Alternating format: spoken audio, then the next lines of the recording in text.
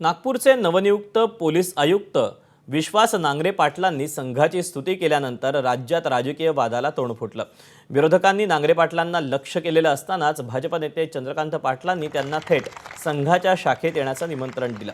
तर त्याच वेळी उद्धव ठाकरेंनी नांगरे पाटलांनी शिवसेनेच्या शाखेत यावं असा टोला लगावला। नांगरे पाटलांचा व्हिडिओ सोशल मीडियावर व्हायरल झाल्यावर राज ठाकरेंनी फेसबुक पोस्टद्वारे त्यांचा खरपूस समाचार घेतला होता। विश्वास नांगरे पाटलांना अचानक दुहेरी निष्ठा दाखवण्याची इच्छा झाल्याचं दिसतंय अशा शब्दात राज ठाकरेंनी त्यांच्यावर निशाणा साधला होता। एका हिंदू संमेलनात संघ आणि त्याचे संस्थापक डॉक्टर केशव बळीराम हेडगेवार यांच्या कार्याचा गौरव करतानाचा नांगरे पाटलांचा व्हिडिओ व्हायरल झाला होता। शुद्ध हिंदी में उन्होंने बात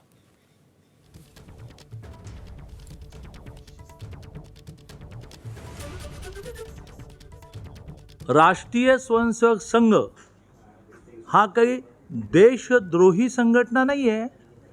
ती देशप्रेम शिकवणारी, ही मातृभूमी माझी आई आहे असं मानणारी संघटना आहे।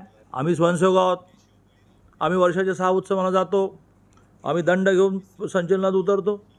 What wrong? मला काहीच कळत नाही।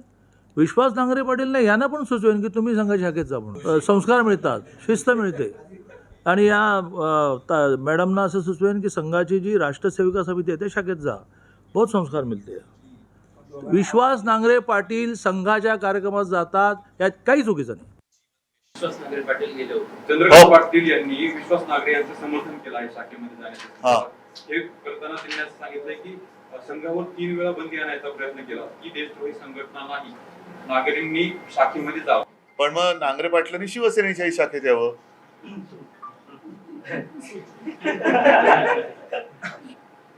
वल्लभभाई पटेलांनी बंदी आणली होती। वल्लभभाई पटेलांनी आणली होती, इंदिरा गांधींनी बंदी आणली होती। वल्लभभाई पटेल महत्त्वाचे। चंद्रकांत पाटीलांना इतिहास थोडासा सांगावा लागेल। आणि ज्या सरदार वल्लभभाई पटेलांना हे म्हणतात की सरदार वल्लभभाई पटेलच पंतप्रधान हवे होते, खरंच हवे होते, कारण त्यांनी संघावरती बंदी घातली होती।